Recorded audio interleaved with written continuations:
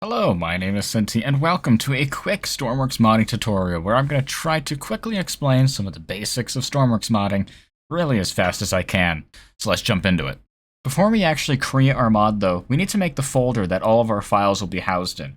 So we're going to press Windows plus R here. This will bring up a little prompt. Type in %appdata%, go down to Stormworks, Data, Mods, right click, New Folder, and this is where our mod is going to live. I'm just going to call it Demo. And inside, we're just going to create a quick text document, rename it to mod.xml specifically. If it says XML source file, you did it right. Inside of our mod folder, you can also add mod.png if you want to upload this to the workshop. Then inside of here, we have a blank text document, and on the GeoMeta wiki, it gives us a template for the XML, and we'll just paste that in. Mod name, demo, username, well that's me, Fumball, and a short description, a mod that shows things. Beautiful. Then inside of Stormworks, when we go to create a new game, in the enabled mods section, we'll see our demo mod, a mod to show people things. We don't actually have anything that we've modded yet, so let's go ahead and jump right into that. Alright, so let's say we want to create a high definition monitor. Mods like this already exist on the workshop, but I just want to show people how it's done, right? So the first thing we're going to need to do is we're going to create a new folder here in our mod folder, and we're going to call it data. And inside of here, we're going to make a new folder called definitions.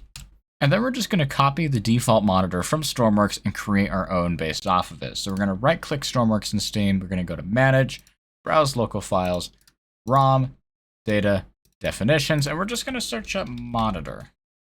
All right, now there's a bunch of different monitors. I'm just going to take the monitor 1, right? This is the 1x1 monitor. And I'll just paste it here, just copy and paste right in here.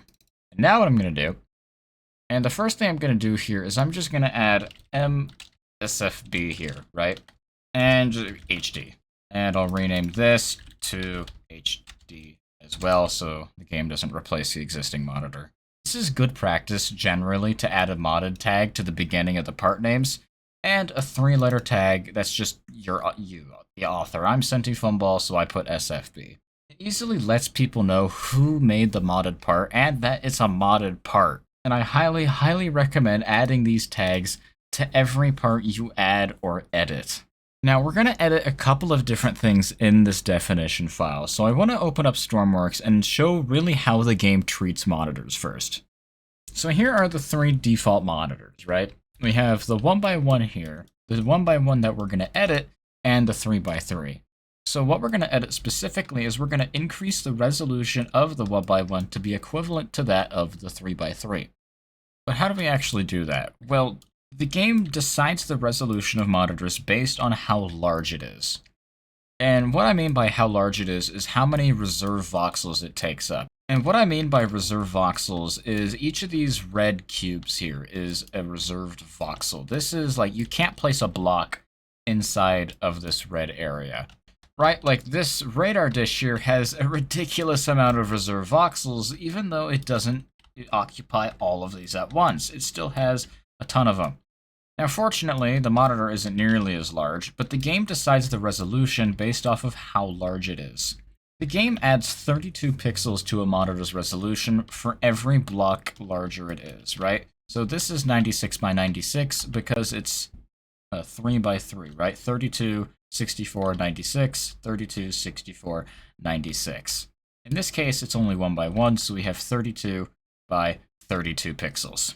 So what we have to do is we have to trick the game into making it think that this 1x1 monitor is larger than it actually is.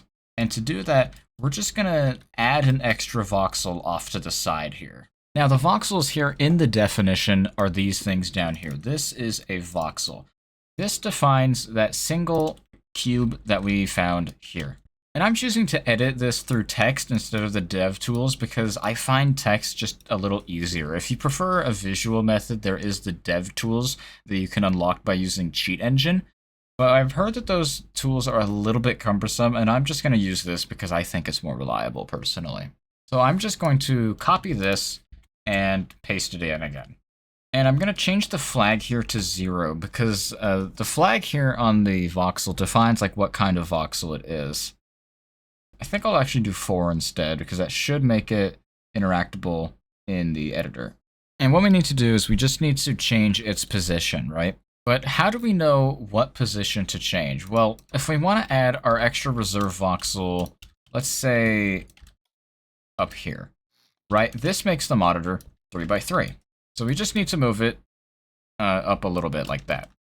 But what's also important is we need to take into account the default position of the monitor, which in this case is facing up and forward.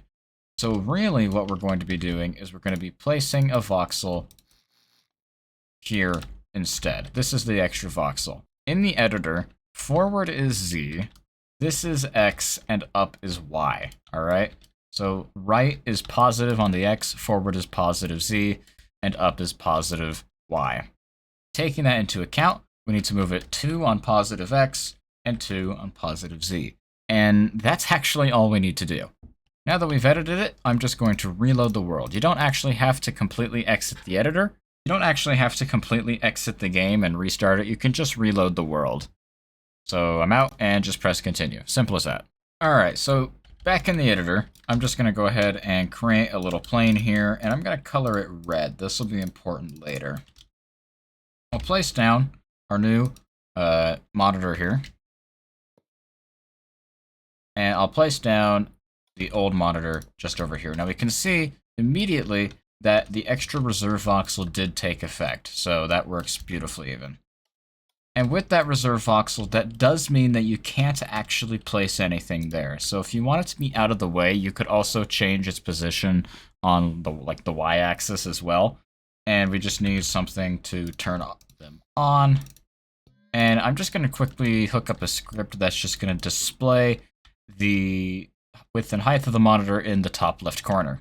Alright, so get a quick Lua script in here. And all I'm going to do is just screen.draw text 1 W and screen.draw text 110H. This will draw the width of the screen here at the upper left corner and the height of the screen just below that.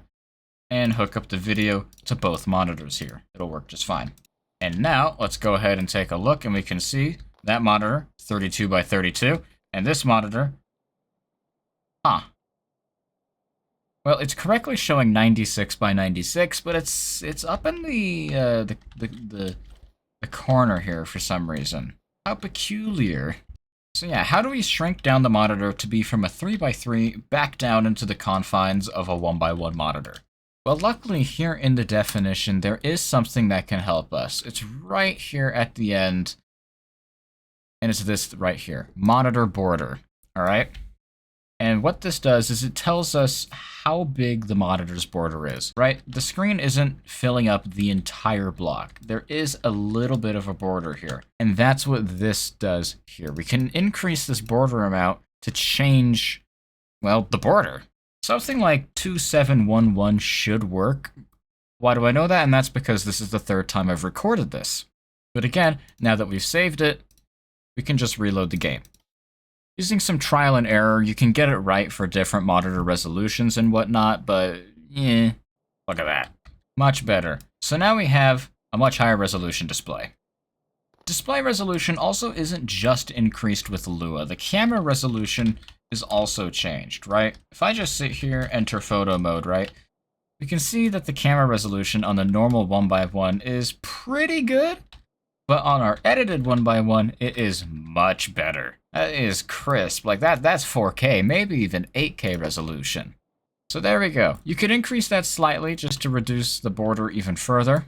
And if you wanted to make it a much larger monitor, you know, maybe pretend it's a 5x5, you could just set this to 3 and set that to 3. Or you could set it to 9 and 9. But then you're going to have very, very small pixels. It's going to be hard to see.